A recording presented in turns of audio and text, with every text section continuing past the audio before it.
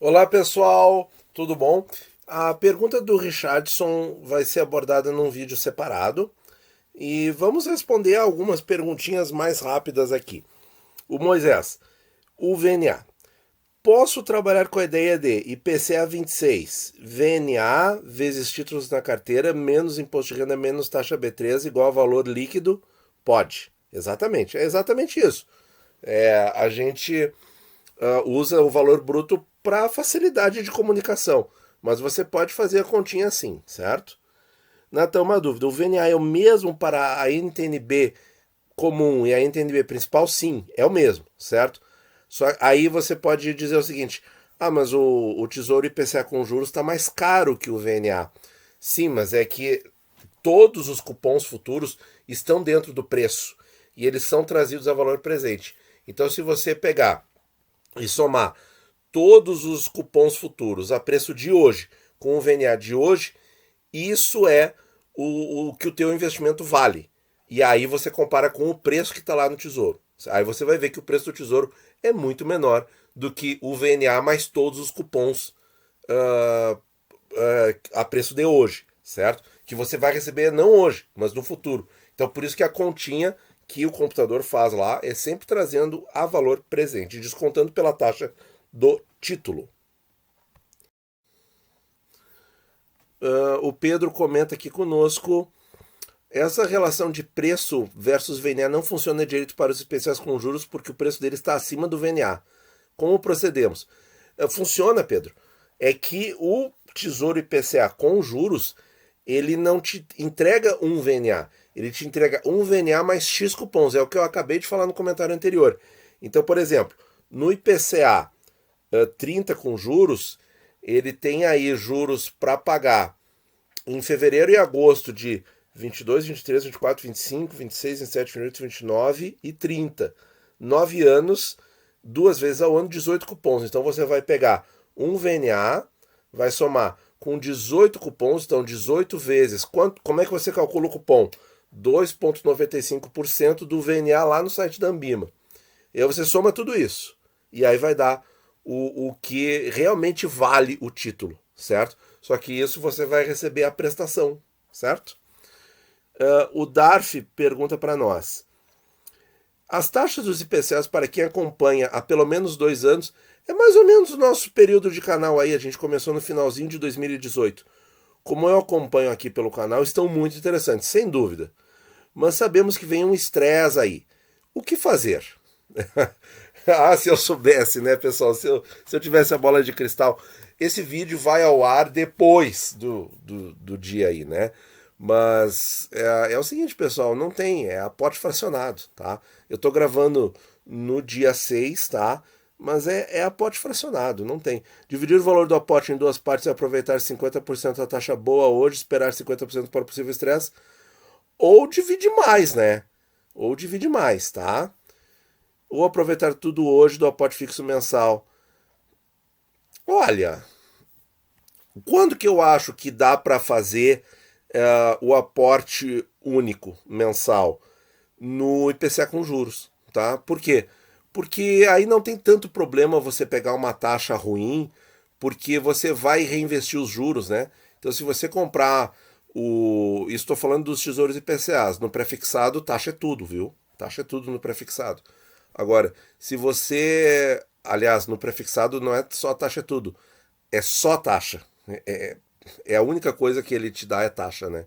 Então ele é só a taxa, ele é tudo e é só ao mesmo tempo, né?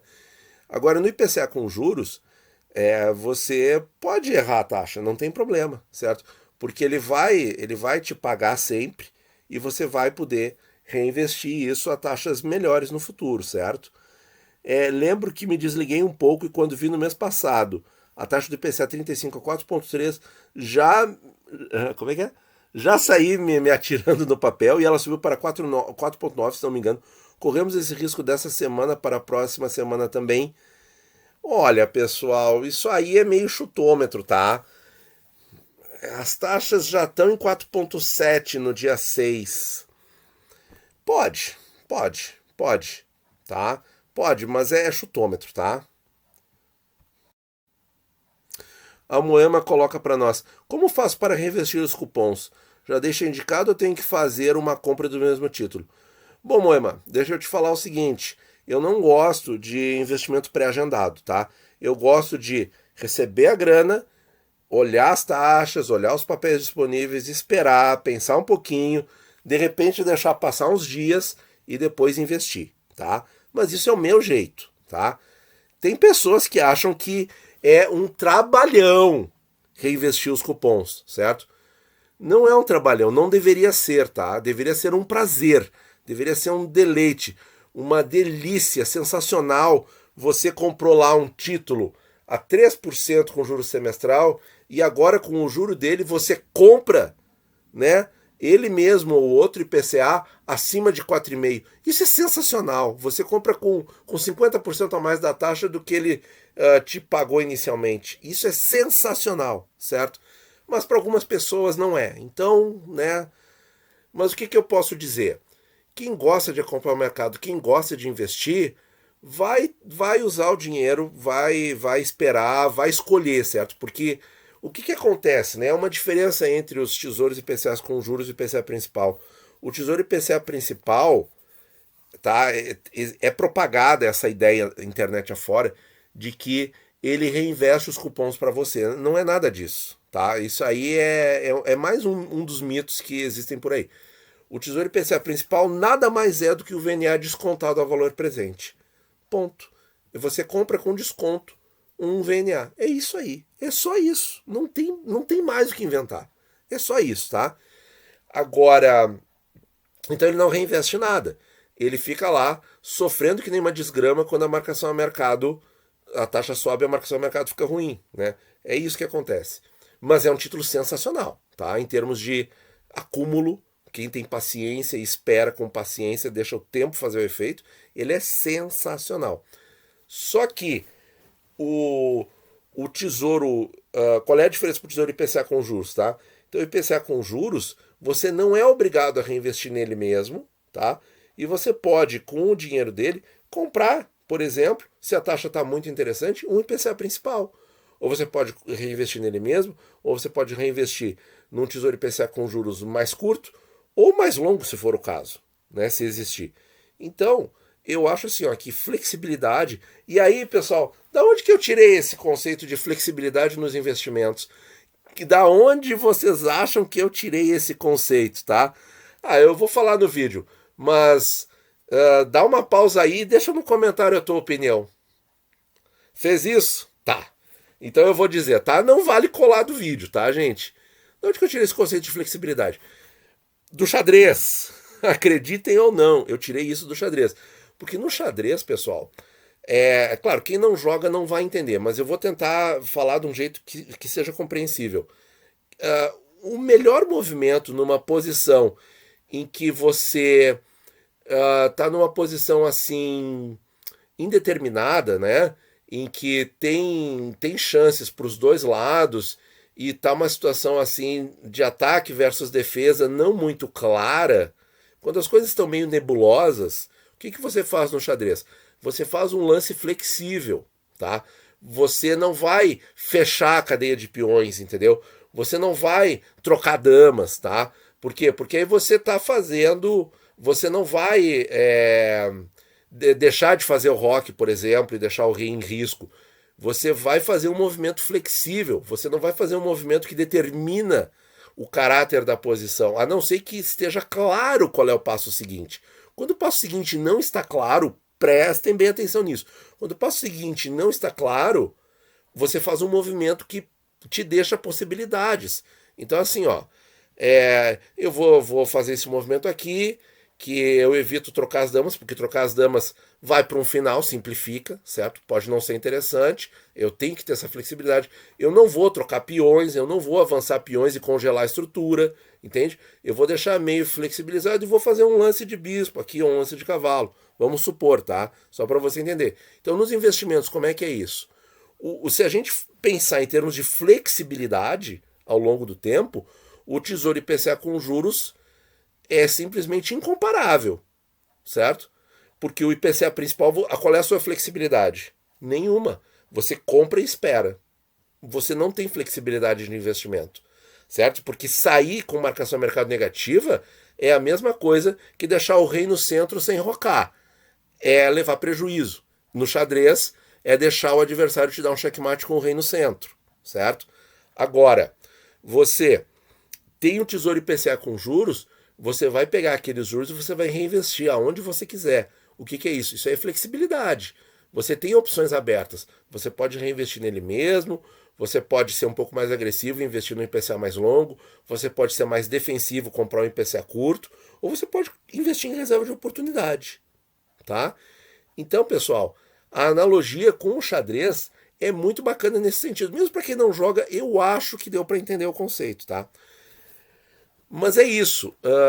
A gente gosta, então, de não fazer. Por isso que o investimento pré-agendado, lá no site da corretora ou mesmo no site do Tesouro, eu acho que aí sim, se for para comprar um Tesouro IPCA com juros para fazer isso, então compra o IPCA principal, porque não faz sentido, né? Se você não vai acompanhar o mercado, você não vai ver se tem oportunidades mais interessantes, você até nem é obrigado a investir no Tesouro, você pode pegar aquele cupom e investir em fundos imobiliários, por exemplo, né? E aí o que eu digo? Só não deixe de investir, não pega o dinheiro e gasta se você está na fase de acumular patrimônio, tá? Porque, ao contrário do que dizem por aí, o Tesouro IPCA com juros não corta a tua bola de neve de juros compostos. De jeito nenhum. Ele ajuda a tua bola de neve. E ele te dá flexibilidade. Isso é muito importante. Flexibilidade, tá? Aí, se for para deixar marcado ali pré-agendado, aí não faz sentido, tá? Então, eu acho que assim, para quem gosta de investir, para quem quer flexibilidade, para quem quer fluxo de caixa, certo? Agora voltando aí para os termos do mercado financeiro, Tesouro IPCA com juros eu acho que é simplesmente um papel sensacional. E agora, para encerrar, pessoal, o Iago aqui, ó. Seria viável a utilização do Tesouro Selic para um fluxo de caixa periodicamente retirando somente os rendimentos ou há algum prejuízo nessa estratégia? Vamos ver aqui, vamos ver. Eu não achei interessante, tá? Vamos ver o que o nosso amigo aqui, Intergaláctico, falou. O Tesouro Selic pode ser usado como reserva de oportunidade, fluxo de caixa para novos aportes em outros títulos. Aí sim, você pode retirar o lucro dele, o rendimento dele, e comprar outros títulos. Ok, acho legal. No entanto, não há como resgatar só o rendimento do Tesouro Selic de modo a preservar o principal aplicado. Exatamente. Esse é um problema do Tesouro Direto. Se tivesse um Tesouro Selic com juros semestrais, poderia, né? Quem permite isso são os que pagam cupons. Ó, no rol do Tesouro Direto estão disponíveis os seguintes títulos e tal. Perfeito, perfeito. É exatamente isso. Mas o que eu destacaria dessa estratégia que eu não achei legal, tá? Você pode, em termos financeiros, tá? Digamos, você investiu R$ 10.000 no Tesouro Selic, tá? E aí, depois de um ano, você tem 10.500, tá? Vamos desconsiderar imposto de renda, taxa B3, tá? Só para simplificar aqui a conversa. Aí você retira os 500, você vai ter que descontar lá 0,05 títulos, eu acho, né? Cada fraçãozinha está custando cento e poucos reais, né? Então tem que ter cuidado com isso. Mas tá, para simplificar, 0,05 títulos você vai ter que descontar. Então você não vai mais ter aquele título cheio de 10 mil. Tá? Isso é uma coisa, mas financeiramente você vai estar ali. Você vai pegar esses 500.